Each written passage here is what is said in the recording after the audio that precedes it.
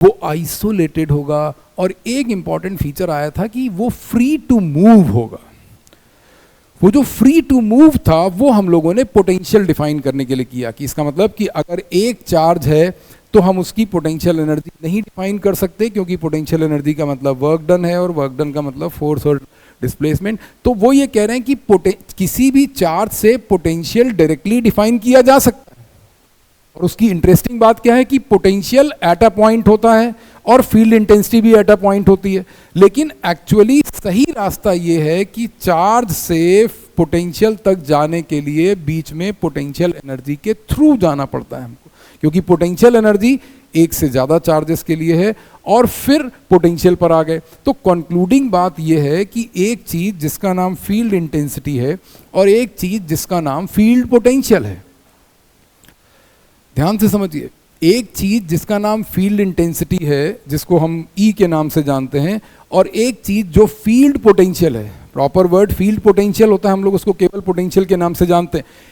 तो ये दोनों ही चीजें इलेक्ट्रिक फील्ड में किसी पॉइंट की कैरेक्टरिस्टिक डिफाइन करने के दो तरीके हैं।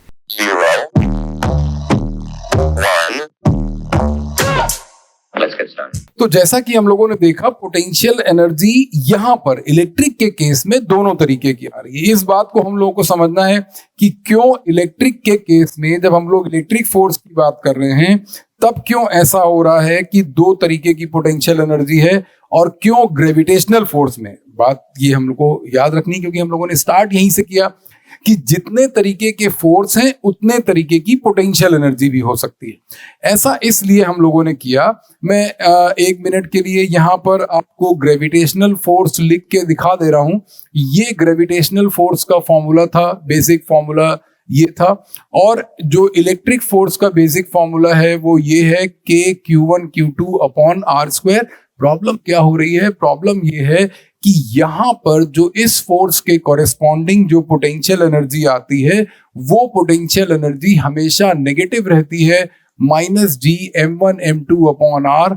लेकिन यहां पर पोटेंशियल एनर्जी दोनों तरीके की है, +K(Q1Q2)/r और दूसरी पोटेंशियल एनर्जी -K(Q1Q2)/r। रीजन बिल्कुल सिंपल है, क्या है कि जिस फोर्स की हम लोग यहां पर बात कर रहे हैं ये ग्रेविटेशनल फोर्स हमेशा अट्रैक्शन का ही होता है, लेकिन ये वाला फोर्स दोनों तरीके का है, इलेक्ट्रिक फोर्स दोनों तरीके का है। इसीलिए इलेक्ट्रिक चार्ज भी दो तरीके का है। ग्रेविटेशनल चार्ज जिसको हम लोग मास के नाम से जानते हैं वो केवल पॉजिटिव होता है, हमेशा पॉजिटिव होता है। इस केस में हम लोगों ने जनरलाइज ये किया कि जब पोटेंशियल एनर्जी पॉजिटिव है इसका मतलब ये है कि we are talking about repulsion. ये हमारा रिपल्शन का सिचुएशन है, और जब पोटेंशियल एनर्जी नेगेटिव आ जाएगी तो इसका मतलब अट्रैक्शन है। इस बात को हम लोग एक सिंपल एग्जांपल के जरिए समझ सकते हैं। इलेक्ट्रिक के केस में यही वाला बिल्कुल जब केस हम लोग डिस्कस करेंगे इलेक्ट्रिक वाला, तब इसको कैसे डिफाइन करना है ये 1 मिनट में मैं आपको समझाने की कोशिश कर रहा हूं। कि एक सिचुएशन ये हमारे पास है कि हमारे पास दो लाइक चार्जेस हैं। ये हम लोगों ने मान लिया कि Q1 और Q2 कोई दो लाइक चार्जेस हमारे पास हैं। लाइक चार्जेस का मतलब आप यहां पर दो नेगेटिव चार्जेस की भी सिचुएशन ले सकते हैं कि एक चार्ज नेगेटिव और दूसरा चार्ज नेगेटिव, इसको भी हम लोगों ने Q1 Q2 ले लिया। दोनों एक साथ में आपको करके दिखा रहा हूं। क्या इन दोनों सिचुएशन में कॉमन बात है? इन दोनों सिचुएशन में कॉमन बात यह है कि यहां पर फोर्सेस लगेंगे। इन फोर्सेस के नाम अलग अलग होते हैं। नाम का मतलब कि ये है फोर्स ऑन 2/1 और ये है फोर्स ऑन 1/2। इसी तरीके से एक रिपल्शन यहां लगेगा F12 और एक रिपल्शन यहां लगेगा F21। आपको जो बात समझनी है वो बात देखिए कि इन दोनों फोर्सेस का मैग्नीट्यूड जो है वो बराबर होगा, say that it is K(Q1Q2)/r1²। ये इन दोनों के बीच का फोर्स है। ये डिस्टेंस हम लोगों ने अभी r1 ले लिया। काइनेटिक एनर्जी और पोटेंशियल एनर्जी को हम लोग कैसे रिलेट करेंगे? एक ये सिचुएशन लाइक चार्जेस वाली और एक ये सिचुएशन अनलाइक चार्जेस वाली, जिसमें हम लोगों ने एक चार्ज पॉजिटिव लिया और एक चार्ज नेगेटिव लिया। बहुत ध्यान से देखिए क्या हो सकता है, क्या होने जा रहा है यहाँ पर कि इस डिस्टेंस को हम लोगों ने फिर से यहाँ पर R1 एज्यूम कर लिया और हमने ये मान लिया कि इस समय जो फोर्स ऑन 1 2 फोर्स ऑन 2 1, जो इस सिचुएशन में फोर्स है 1 2 और 2 1 का जो मैग्नीट्यूड है that is k q1 q2 upon r1 square. What is going to happen? They are saying कि इस सिचुएशन में दोनों चार्जेस एक दूसरे के पास आ रहे हैं, डिस्टेंस डिक्रीज कर रहा है, अट्रैक्शन का केस है. इस सिचुएशन में, इन दोनों सिचुएशन में दोनों चार्जेस एक दूसरे से दूर जा रहे हैं, रिपल्शन का केस है. बट दोनों सिचुएशन में कॉमन बात क्या है? दोनों सिचुएशन में कॉमन बात यह है जी कि फोर्स दोनों चार्जेस के ऊपर सिंगल फोर्स, और अगर इन दोनों चार्जेस के ऊपर सिंगल फोर्स है तो इसका मतलब इन दोनों चार्जेस के ऊपर एक्सेलरेशन काम कर रहा है. एक्सेलरेशन, यहां पर एक कोई एक्सेलरेशन है, यहां पर एक कोई एक्सेलरेशन है, और इवेंचुअली इन दोनों एक्सेलरेशन की वैल्यूज सेम भी हो सकती हैं अगर दोनों के मासेस सेम होंगे. दोनों ही एक्सेलरेटेड हैं, Q2 भी एक्सेलरेटेड है, Q1 भी एक्सेलरेटेड है. इस सिचुएशन में भी Q2 एक्सेलरेटेड है और यहां पर Q1 भी एक्सेलरेटेड है. होगा क्या? एक्सेलरेशन क्या करता है, जैसा कि आप सिंपल मैकेनिक्स समझ रहे हैं कि F is equal to ma, ये वाली सिचुएशन में. तो अगर हम ये कह रहे हैं कि किसी बॉडी पर, जैसे यहां पर है भी, इन दोनों सिचुएशन में, इन दोनों ही सिचुएशंस में दोनों चार्जेस के ऊपर नॉन जीरो फोर्स है. नॉन जीरो फोर्स क्या करता है? एक्सेलरेशन कॉज करता है. एक्सेलरेशन का क्या मतलब है? वो स्पीड बढ़ाएगा. स्पीड बढ़ाने का क्या मतलब है? काइनेटिक एनर्जी बढ़ाएगा. इसका मतलब कि अगर किसी R1, हम लोग अगर ये ले रहे हैं कि इस समय इन दोनों चार्जेस के बीच का डिस्टेंस R1 है, अगर हम लोग ये माने कि at any distance R1 the kinetic energy of the system is zero, अगर इन दोनों चार्जेस की काइनेटिक एनर्जी जीरो है, इसका मतलब कि इस पोजीशन पर अगर ये दोनों चार्जेस रेस्ट पर है, इस सिचुएशन में R1 पर, and then they start moving apart. Actually they are moving apart because of repulsion. What is going to happen? They are saying कि इस सिचुएशन में जो पोटेंशियल एनर्जी है वो है k q1 q2 upon r1.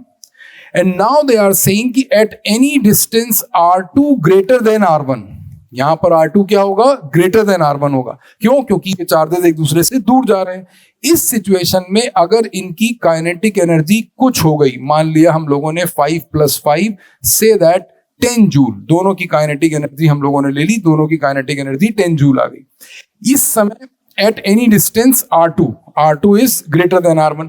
इस situation में जो पोटेंशियल एनर्जी हमारे फॉर्मूले के हिसाब से आएगी वो आएगी plus k1 q2 upon R2.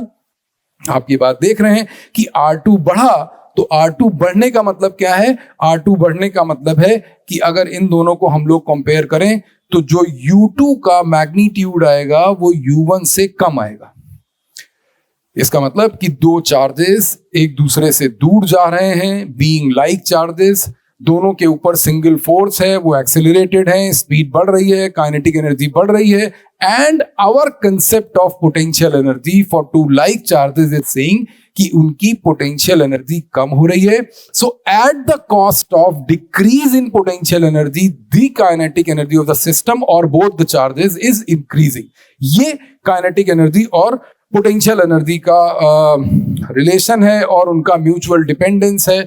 बहुत ध्यान से अगर हम लोग इसको फिर से एक बार देखें और मैं एक कोई नंबर आपको देने की कोशिश करूं, जैसा कि मैंने यहां पर बोला है, तो कंजर्वेशन ऑफ एनर्जी ये कहती है, मैं यहां पर लिख दे रहा हूं, as per conservation of energy.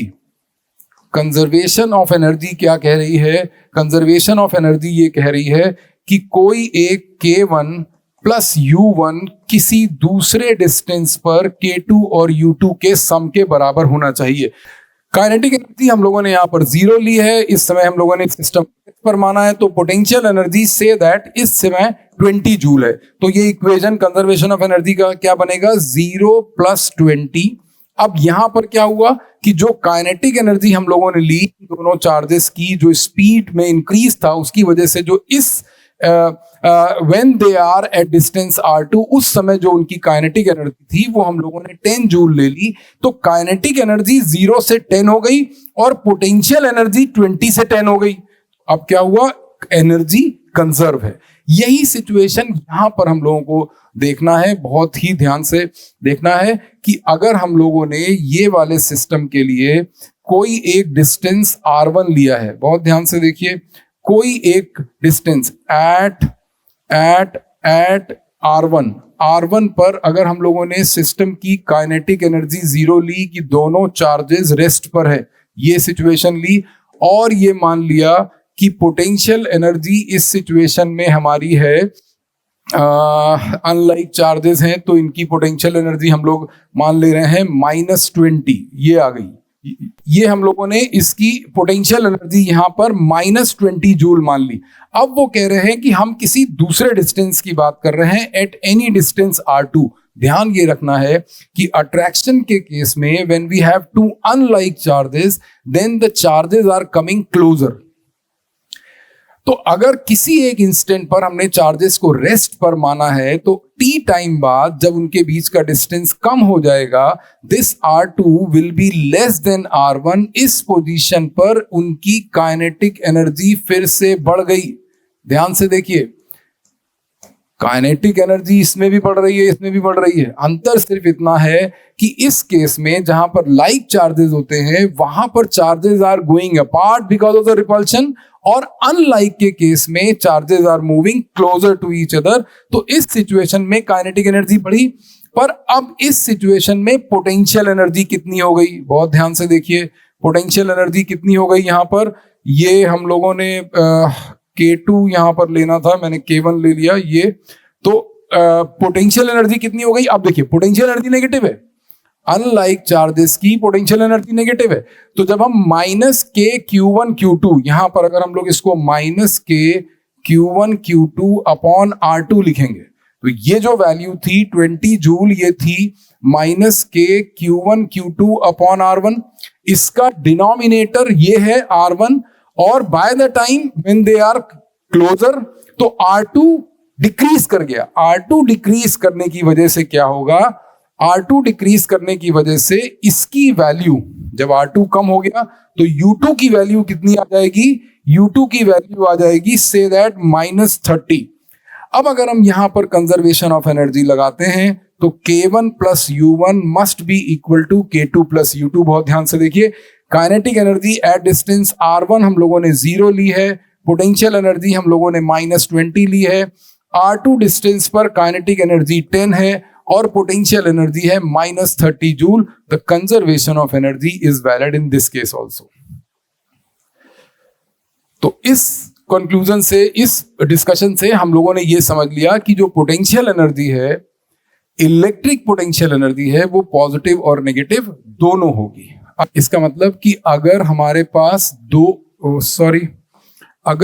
पास दोनों चार्जेस पॉजिटिव हैं, Q1 Q2 और ये -Q1 Q2, अगर ये दोनों सिचुएशन है तो इस सिचुएशन में जो पोटेंशियल एनर्जी आएगी वो आएगी +1/4πε0 Q1 Q2 upon R, not R²। लेकिन अगर दो अनलाइक चार्ज हो जाएंगे, इसका मतलब कि अगर एक चार्ज पॉजिटिव और एक चार्ज नेगेटिव होगा तो ऐसी सिचुएशन में इसकी पोटेंशियल एनर्जी भी नेगेटिव आ जाएगी, 1/4πε0 Q1 Q2 अपॉन R। हम लोग अभी दो अनलाइक चार्जेस के केस में देख लेंगे कि ये जो हम लोगों ने F और F डैश का डायरेक्शन देखा कि F और F डैश कैसे वेरी करते हैं और उससे कैसे पोटेंशियल एनर्जी पॉजिटिव या नेगेटिव हो जाती है। तो आइए हम लोग इसी बात को सीखते हैं यहाँ पर कि जब हमारे पास दो लाइक चार्जेस हैं, दो लाइक चार्जेस का मतलब क्या है कि एक पॉजिटिव चार्ज रेफरेंस चार्ज था जिसकी फील्ड में हम लोग दूसरा पॉजिटिव चार्ज ला रहे थे, ये तो हो गया लाइक चार्जेस का केस। और ये दूसरा केस मैंने बताया कि अगर रेफरेंस चार्ज नेगेटिव है और उसकी फील्ड में हम दूसरा चार्ज भी नेगेटिव चार्ज ला रहे हैं। तो एक्चुअली बहुत बार कई लोगों के दिमाग में ये बात आती है कि हम ये चार्ज ला क्यों रहे हैं या ये क्या है। तो एक्चुअली सिस्टम को डिफाइन करने का तरीका, कभी कभी वो ऐसा भी कहते हैं कि अगर हमको एक सिस्टम की पोटेंशियल एनर्जी डिफाइन करनी है, बहुत ध्यान से देखिएगा, हमको एक सिस्टम की पोटेंशियल एनर्जी डिफाइन करनी है। मान लीजिए कि ये एक कोई सिस्टम गिवन है, ऐसा सिस्टम गिवन है कि यहाँ पर एक कोई प्लस Q1 चार्ज है, यहाँ पर एक कोई माइनस Q2 चार्ज है, और यहाँ पर कोई एक प्लस Q3 चार्ज है। And as a matter of fact हम लोग यहाँ पर डिस्टेंसेस भी अलग अलग ले लेते हैं। मान लीजिए ये जो ट्राइंगल, इक्विलेटरल ट्राइंगल दिख रहा है, ये इक्विलेटरल ट्राइंगल नहीं है। तो ऐसी सिचुएशन में वो ये कह रहे हैं कि अगर हम इस बात को एक एजम्पशन लेके चल रहे हैं कि लाइक चार्जेस की पोटेंशियल एनर्जी पॉजिटिव है और अनलाइक चार्जेस की पोटेंशियल एनर्जी नेगेटिव है, तो इस सिस्टम की पोटेंशियल एनर्जी क्या है। बहुत ध्यान से देखिए, मैं आपको बता रहा हूं कि यहाँ पर सिस्टम की पोटेंशियल एनर्जी कैसे डिफाइन की जाती है या क्या बात का हमको ध्यान रखना है। वो ये कह रहे हैं कि इस सिचुएशन में अगर हमको ये वो पूछते हैं कि you have to define the electric potential energy of the system. ये देखिए हम लोग के पास 3 चार्जेस आ गए। बहुत ध्यान से देखिए, 3 चार्जेस यहाँ पर हैं, एक प्लस Q1, एक माइनस Q2 और एक प्लस Q3। ठीक बात है। तो वो कह रहे हैं कि यहाँ पर हम ऐसा एज्यूम कर लेते हैं कि जो सिस्टम की पोटेंशियल एनर्जी है, मान लेते हैं वो U है, then U is nothing but the work done in forming the system। बहुत ध्यान से देखिए, work done in forming this system। what does it mean कि हम सिस्टम बना कैसे रहे हैं भाई। सिस्टम बनाने का क्या मतलब है? सिस्टम बनाने का ये मतलब है कि इफ आई से कि W is W1 plus W2 plus W3। बहुत ध्यान से देखिए, तो यहाँ पर W1, W2 और W3 का क्या मतलब है। बहुत ध्यान से देखिए, ये जो W1 है, this is called work done in bringing. System बनाने का मतलब मैं आपको बता रहा हूं कि सिस्टम बनाने का क्या मतलब है। W1 is work done. इसको मैं दूसरे साइड लिख दे रहा हूं जिससे आपको कोई कंफ्यूजन ना हो और ये साफ साफ दिखे कि हम लोग W1, W3, W2 और W3 क्या ले रहे हैं। यहां पर देखिए, ये कह रहे हैं कि W1 is the work done, W1 is work done in bringing। मैं पूरा डिटेल आपको बता रहा हूं, बाकी सारे जो हम लोग आगे प्रॉब्लम करेंगे 4 चार्जेस की या 2 चार्जेस की भी, उसमें हम लोग इस तरीके से नहीं डिस्कस करेंगे। एक प्रॉब्लम में मैं आपको पूरा तरीके से बता दे रहा हूं। W1 is work done in bringing plus Q1 charge from infinity to point A। अब सवाल ये है कि जो ये W1, W2, W3 था, these were the work done in bringing Q1, Q2, Q3 respectively from infinity to their desired position or the given position। इसका मतलब कि Q1 को infinity से A तक लाना है, Q2 को infinity से B तक लाना है, but in the presence of B। मैं यहां पर लिख रहा हूं कि ये जो W1 है, दिस विल इवेंचुअली बी 0, क्योंकि हम यहां पर मान रहे हैं कि Q1 चार्ज को जब हम इंफिनिटी से ला रहे थे तब दूसरा कोई चार्ज यहां पर नहीं था। ठीक इसी तरीके से कि अगर आप जब यहां पर इस सिचुएशन में जब आप Q2 को ला रहे थे तो सारा जो Q2 को इंफिनिटी से और P पॉइंट तक लाने में जो वर्क डन था, वो वर्क डन क्यों हो रहा था? क्योंकि Q1 प्रेजेंट था। Q1 की इलेक्ट्रिक फील्ड थी, उस इलेक्ट्रिक फील्ड की वजह से Q2 के ऊपर एक फोर्स लग रहा था और उस फोर्स के अगेंस्ट हमको कुछ वर्क करना पड़ रहा था। This was the story. यहां पर क्या हुआ इस सिचुएशन में, जैसे हमको ये सिस्टम दिया गया और मैंने उसको रिवर्स करके आपको समझाने की कोशिश की कि ये जो सिस्टम आपको बना हुआ दिख रहा है, वो ये कहते हैं कि अगर हमको ये सिस्टम बनाना हो का मतलब क्या होता है कि हमको एक चार्ज यहां रखना है, एक चार्ज यहां रखना है, एक चार्ज जो चार्ज गिवन है जहां गिवन है वहां रखना, इंफिनिटी से ला रहे हैं। तो जब हम Q1 चार्ज को इंफिनिटी से लाए तो ये वर्क डन 0 आ गया, because we are assuming here कि as there is no other charge. और ध्यान से देखिए, हम ये मान के चल रहे हैं there is no other charge present in the surroundings of Q1, कि अभी हम लोग केवल Q1 को लेके आए इंफिनिटी से आप। अब जब हम Q2 को लाएंगे, बहुत ध्यान से देखिए, ये क्या हुआ, ये हुआ work done in bringing Q2 from infinity to B। तो यहां पर ये बात ऑब्वियस है, सॉरी 2 पॉइंट C ला रहे हैं, ये C है, यहां पर ये C पॉइंट है, C पॉइंट पर Q2 है।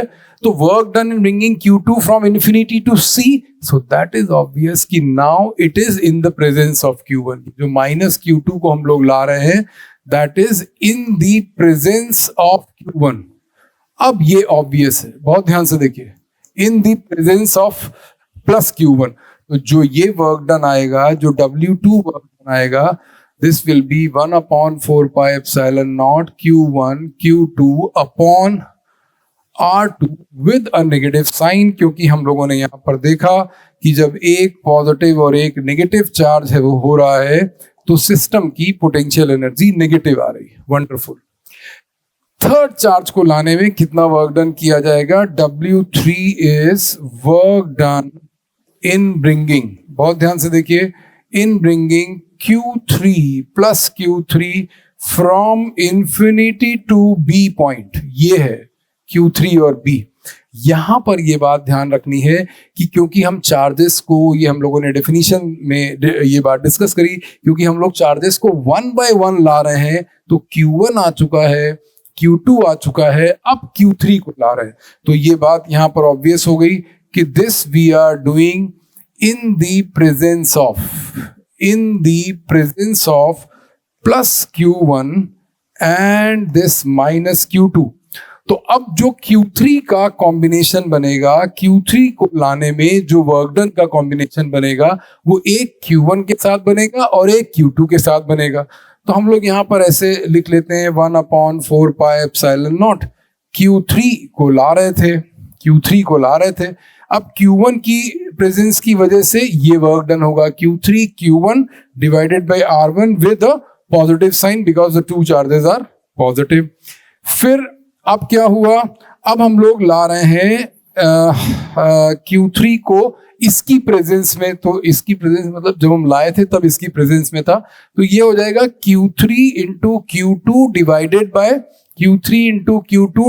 Bye R3 with a negative sign। Why with a negative sign? Because Q2 is negative this time। तो अब हम लोग ये सारे वर्क डन का मतलब W3 और W2 और W1, इसको तीनों को हम लोग ऐड कर देंगे। जब हम ये तीनों वैल्यूज ऐड करेंगे तो क्या आएगा, तब हमारे पास आएगी सिस्टम की पोटेंशियल एनर्जी। क्या आएगी हमारे पास? सिस्टम की पोटेंशियल एनर्जी। बहुत ध्यान से देखिए, ये जो W यहां पर आ रहा है, this is coming as W1 plus W2 plus W3। तो अगर आप ध्यान से देख पा रहे हैं तो हम लोगों के ये जो तीन कॉम्बिनेशन बने हैं, इसमें W1 तो 0 आ गया था, W2 आ गया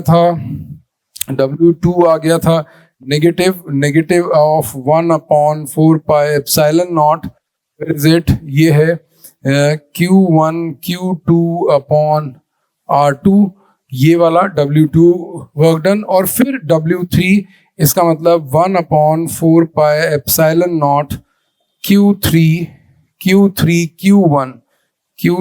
Q1 डिवाइडेड बाय R1। ये हुआ Q3 Q1 divided by R1 minus sign के साथ 1/4 pi epsilon naught Q3 Q2 divided by R3। तो यहां से ये जो W आएगा, जो इस सिस्टम की पोटेंशियल एनर्जी आएगी, उसमें अगर हम लोग 1/4 pi epsilon naught कॉमन ले लें, तो उसके बाद तीन कॉम्बिनेशन क्या, Q1 का Q2 के साथ combination minus Q1 Q2। Minus क्यों लिखा? क्योंकि एक चार्ज नेगेटिव है, डिवाइडेड बाय R2। दूसरा कॉम्बिनेशन Q3 का Q1 के साथ कॉम्बिनेशन पॉजिटिव होगा, Q3 Q1 divided by R1 ये, और तीसरा कॉम्बिनेशन Q3 और Q2 का जो कि फिर से नेगेटिव होगा, Q3 Q2 divided by R3. This will be the net work done in forming the system, which is nothing but the potential energy of system. इसको हम लोग बोलते हैं electric potential energy of this system. What system is given here? ठीक बात है। इसी तरीके से हम लोगों को एक स्क्वायर का केस बहुत ही पॉपुलर है जब हम लोग सिस्टम की पोटेंशियल एनर्जी निकालते हैं। देख लीजिए स्क्वायर का केस भी देख लीजिए। स्क्वायर के केस में क्या है, मैं इन शॉर्ट आपको बता दे रहा हूं कि क्या एग्जाम में कैसे पूछा जाता है। अगर मान लीजिए ये सारे चार्जेस पॉजिटिव हैं, या हम सारे चार्जेस को पॉजिटिव नहीं भी लेते हैं, ये प्लस क्यू है, ये माइनस क्यू है, ये माइनस क्यू है और ये प्लस क्यू है, ठीक है। And this is a square, this is another situation. एक ये ट्रायंगल वाली सिचुएशन हम लोगों ने डिस्कस करी जिसमें हम लोगों ने सिस्टम की पोटेंशियल एनर्जी निकाली। और अब ये नेक्स्ट केस है जिसमें एक स्क्वायर है और स्क्वायर के चारों कॉर्नर्स पर हम लोगों ने चार्जेस रखे हैं। दो पॉजिटिव चार्ज हैं जो कि इस साइड पर हैं और फिर ये दो नेगेटिव चार्ज है। इन चार्जेस को हम लोग कुछ नेम कर देते हैं, इन कॉर्नर्स को नेम कर देते हैं ABCD, और फिर हमसे ये कहा जाता है कि इस सिस्टम की पोटेंशियल एनर्जी निकालिए। ये जो सिस्टम है system with 4 charges, 2 positive 2 negative. मैंने मैग्नीट्यूड सेम लिया है जस्ट फॉर मैथमेटिकल कन्वीनियंस। एक काम ये कर लेते हैं कि सिस्टम की पोटेंशियल एनर्जी जब हमको डिफाइन करनी है तो इस बार हम थोड़ा सा ट्रिक से निकालते हैं। What is the trick? Trick is कि हम A पर जो चार्ज रखा है प्लस क्यू उसको लेकर आए, कोई वर्क डन नहीं हुआ, ठीक है। हम लोगों ने 1/4 पाई एप्सिलॉन नॉट सबके केसेस में कॉमन ले लिया। इसको लेके आए, कोई वर्क डन नहीं हुआ, हमने यहाँ पर लिख दिया 0। फिर जब हम इसको लेके आए इसकी प्रेजेंस में तो ये आ गया -Q² A। क्यू स्क्वायर कैसे हुआ? क्योंकि दोनों चार्जेस Q हैं। माइनस कैसे हुआ? क्योंकि ये एक नेगेटिव और एक पॉजिटिव है। A कहाँ से आया? दोनों के बीच का डिस्टेंस। अब हम लोग C चार्ज को लेके आ रहे हैं। जब हम लोग C वाले -Q को लेके आएंगे तो इस -Q के 2 कॉम्बिनेशन बनेंगे। एक अपने ब्रदर के साथ, ये जो -Q था तो ये हो जाएगा Q² upon A, 1/4 pi epsilon not बाहर है। फिर एक कॉम्बिनेशन इसका बनेगा, ये क्या आ गया? -Q² upon √2A, because the side of square is given as A। अब इसका कॉम्बिनेशन तीनों के साथ, ध्यान से देखिए, इसका कॉम्बिनेशन इसके साथ आ गया +Q² A। इसका कॉम्बिनेशन इसके साथ आ गया -Q² A√2 plus minus minus and the diagonal, इन दोनों के बीच का डिस्टेंस। फिर इसका और इसका combination -Q² A√2। This is going to be the potential energy. You can see कि 4 चार्जेस हैं, 6 कॉम्बिनेशन बनेंगे। पहले चार्ज को लाने में कोई वर्क डन नहीं, दूसरे चार्ज को लाने में पहला कॉम्बिनेशन, तीसरे चार्ज को लाने में 2 और कॉम्बिनेशन 3, और फिर चौथे चार्ज को लाने में 3 डिफरेंट कॉम्बिनेशन। तो टोटल 6 कॉम्बिनेशंस हैं जो कि यहाँ पर गिवन है। अगर हमको सिस्टम की पोटेंशियल एनर्जी ऐसे डिफाइन करनी है, small k here is nothing but 1/4 pi epsilon not, जिसकी वैल्यू 9 × 10⁹ होती है। यहां से जो कॉमन चीज आ रही है वो पूरे न्यूमरेटर में कॉमन है Q², और यहाँ पर डिनोमिनेटर में A। ये आ गया -1, ये आ गया +1, ये आ गया -1/√2, ये ठीक है। ये आ गया +1, ये आ गया -1/√2, ये आ गया ओह माय गॉड, ये 2 बार A√2 कैसे आ गया? लेट्स चेक डायगोनल का कॉम्बिनेशन। ये D वाले चार्ज को ला रहे थे, D का इसके साथ कॉम्बिनेशन +Q² A, ठीक है, ये +Q² A। इसका कॉम्बिनेशन इसके साथ -Q² A√2, ठीक है। फिर इसका कॉम्बिनेशन इसके साथ, ये A√2 नहीं होगा, यहां पर A√2 लास्ट में नहीं होगा। This will be only A, क्योंकि इसका इसके साथ कॉम्बिनेशन है। This will be only A। तो ये -1 +1 -1 by √2 +1 -1 by √2 and this will be -1 again. So it is going to be -1 +1 +1 -1. Oh my God. Oh my God. आप प्लीज चेक करिए कि क्या ये ठीक है. This is a 2 by √2 minus 2 by √2. So it will coming as, it will be minus k and this √2q square by a. This is the potential energy of the system. तो potential energy हम लोगों ने समझ ली है. I mean electric potential energy हम लोगों ने समझ ली है. ऐसा मान ले रहे हैं कि जो भी हम लोगों ने पीछे एक्सरसाइज की उसमें हम लोगों ने ये सब बात समझ ली कि जो इलेक्ट्रिक पोटेंशियल एनर्जी है वो एक सिस्टम के लिए डिफाइन की जाएगी, दो चार्जेस के लिए डिफाइन की जाएगी. और अगर हम और पीछे जाएं तो हम पोटेंशियल के बेसिक में आ जाते हैं. बेसिक क्या कहता है? पोटेंशियल का बेसिक ये कहता है कि अगर हमारे पास कोई एक चीज चार्ज है तो उस चार्ज से फोर्स डिराइव होता है, उस चार्ज से फील्ड डिराइव होती है, फील्ड इंटेंसिटी. और एक्चुअली जो फील्ड इंटेंसिटी है वो फोर्स से डिराइव होती है. इसका मतलब कि हमको यहां आने का एक्चुअली ये सही रास्ता है कि हम चार्ज से स्टार्ट करेंगे और फोर्स के थ्रू होते हुए फील्ड इंटेंसिटी पर आएंगे. फिर डायरेक्ट फॉर्मूला एक चीज है. इसका मतलब कि चार्ज से you can talk directly about field intensity also. ऐसा नहीं कि हम लोग को every time we need to define. तो जब हमको हर बार फील्ड इंटेंसिटी डिफाइन करने के लिए फोर्स के थ्रू होके ना आना पड़े, उसके लिए हम लोगों ने क्या किया? उसके लिए हम लोगों ने एक क्रांतिकारी चीज एक्सप्लेन की और जिसका नाम था टेस्ट चार्ज. वो जो टेस्ट चार्ज था, टेस्ट चार्ज के फीचर आप पीछे इसी के इलेक्ट्रो के ही पीछे वाले लेक्चर्स में देखेंगे तो आपको टेस्ट चार्ज के फीचर पता चलेंगे.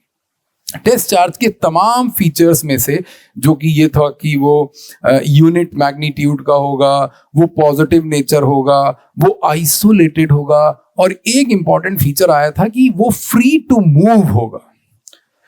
वो जो फ्री टू मूव था वो हम लोगों ने पोटेंशियल डिफाइन करने के लिए किया कि इसका मतलब कि अगर एक चार्ज है तो हम उसकी पोटेंशियल एनर्जी नहीं डिफाइन कर सकते क्योंकि पोटेंशियल एनर्जी का मतलब वर्क डन है और वर्क डन का मतलब फोर्स और डिस्प्लेसमेंट. तो वो ये कह रहे हैं कि किसी भी चार्ज से पोटेंशियल डायरेक्टली डिफाइन किया जा सकता है.